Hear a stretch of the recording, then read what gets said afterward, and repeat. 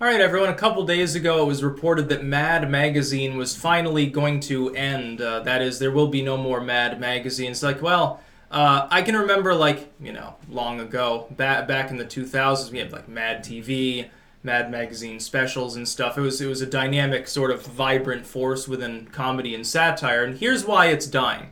It's dying because it stopped being edgy. Much like all sorts of other stuff has stopped being edgy. They decided to sanitize themselves to appease the outrage mob, and they stopped doing novel, edgy things. And so they fucked off under the wheels of a bus, and good riddance. It's a long time coming. Mad sold out in the 2000s.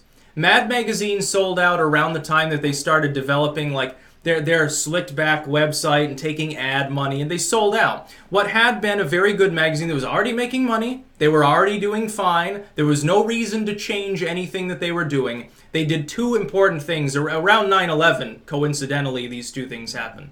They started taking ad revenue, which they hadn't done before. They never had ads in Mad Magazine prior. I remember getting in when I first started reading it, which was maybe 97 or so. They didn't have this. It was a few years later that they started. And they made a joke about it at the time. Oh, we decided to bow to the sweet money of corporations or something. It's like, yeah, I mean, you're being tongue-in-cheek, but that is what you're doing. You decided to take money. So you shrunk down the amount of material that was actually in the magazine while raising your printing costs to put these ads in. And then you discovered what the internet is slowly discovering, which is that ad-driven income doesn't work, which is what more creators need to understand. You need to turn AdSense off and Super Chats off, and you need to do other things. You need to actually offer something tangible as a benefit to people. Turn the ads off, you'll get more traffic, and then just take crowdfunding at the very least. It works, and maybe not on Patreon anymore so much. They're drying up and dying anyway. Like a month over month, it's like a continuous loss. Meanwhile, on Subscribestar, everything's fine. You should join me there instead. But Mad Magazine sold out to ad firms, which inevitably gives them, leverage over sort of what's in the magazine. If you're taking a bunch of money from another company and the company says, well, we don't like this cartoonist because they're too edgy for us. He drew boobs on there. Please, we don't want our brand associated with that. We'll pull our ads if you don't. Okay, we'll talk to our cartoonist. That's how you start fucking yourself. At first, it's all about the money, and you're like, oh, well, all these new friends want to give us millions of dollars, but then you realize it comes with strings attached. It's not just that they want their ad in your fucking magazine, dude. Your fucking magazine was worthless for the last decade. Then, they began sanitizing content. I can remember after 9/11. Originally, they had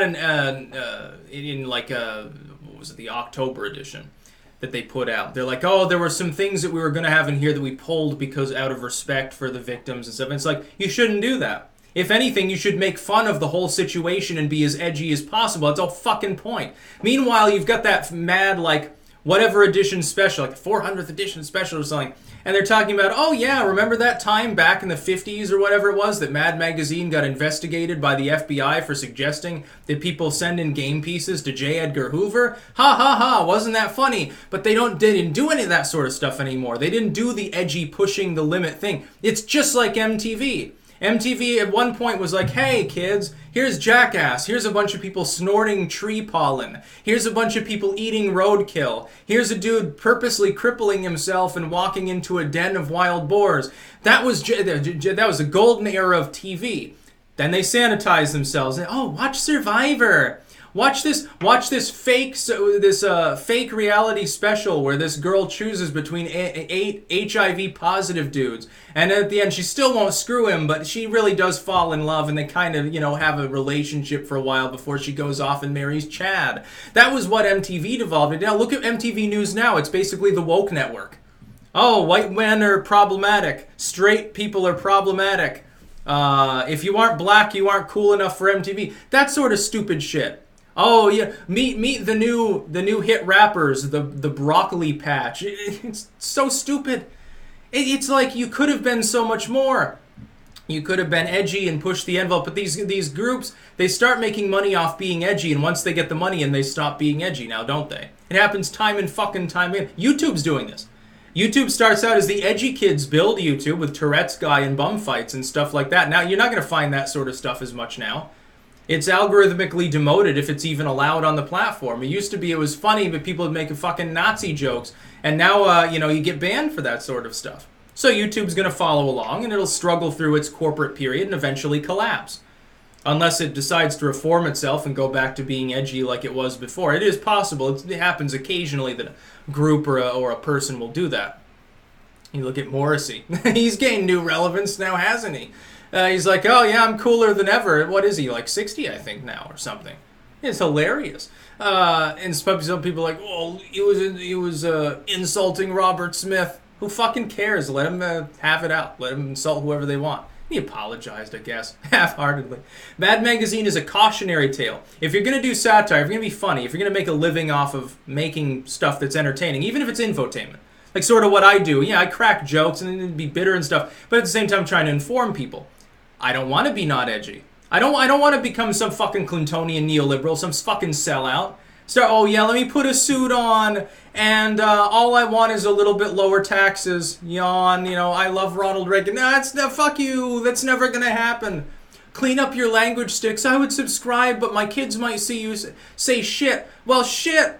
Fuck you, who cares about your kids, dude? Man, don't let them watch it if your kids are that infantile. They haven't heard the F word before. Little Jimmy never heard ass, but now he won't stop saying it because he watched Styx Hexenhammer by accident. Oh my god. And it's so funny. Oh, if you only dropped the Satan stuff and stopped wearing the pentagram shirt, I should wear it more often. I should get things that are deliberately more edgy than that. I should get a shirt that says abort everyone. And then I should go after the left and the right. I should piss everybody off. That's exactly what we should be doing. We should break every taboo. It's hilarious. People's reaction, they get so butthurt. They get so fucking flustered. It's like, chill out, dude. It's a YouTube channel, or it's it's music television, or it used to be. I remember when MTV stopped putting music on TV. It's like, maybe you should change your name. I mean, MTV News. Yeah, who takes him seriously? Oh, here's MTV News at this gathering on the beach where people might show their tits. Wow, it's so edgy. It's not like you can find that on the internet. We're so unique. All the cool kids are watching us. Yeah, the Jersey Shore kids. Trust funders, maybe. Only people that give a fuck about your fucking programs at this point. And nobody cared about Mad Magazine for a long time. Like, the last time they were socially relevant was around the Bush era. They've devolved into Orange Man Bad anyway. It's like every other cover is some lampooning of Trump. It's like, that's good. It's good when Mad Magazine makes a joke about Trump. But where are the jokes about, like, the Democrats? Where are the jokes about other people? No, it just turns into a self-righteous tirade. And it's like, so it's sort of like, you look at their Twitter page and it's like the same thing. It's a bunch of woke take bullshit, just like MTV. They're trying to sanitize and fit in.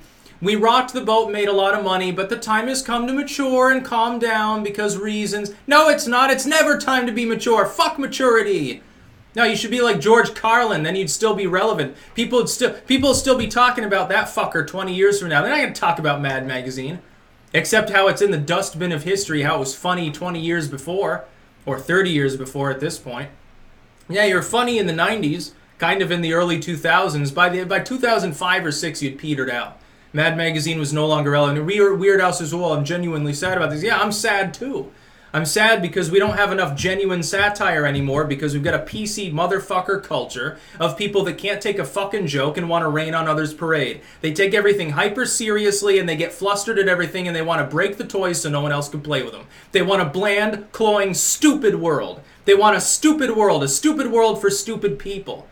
They wanted Mad Magazine to be sanitized. They want MTV to be sanitized. They want Stern to be sanitized. They want everything. YouTube, Facebook. Oh my God, we can't have edgy things on there because little Jimmy, the immortal little Jimmy, will always be corrupted by whatever is edgy and cool and taboo, and that's really what it's about. That's about all. Peace out.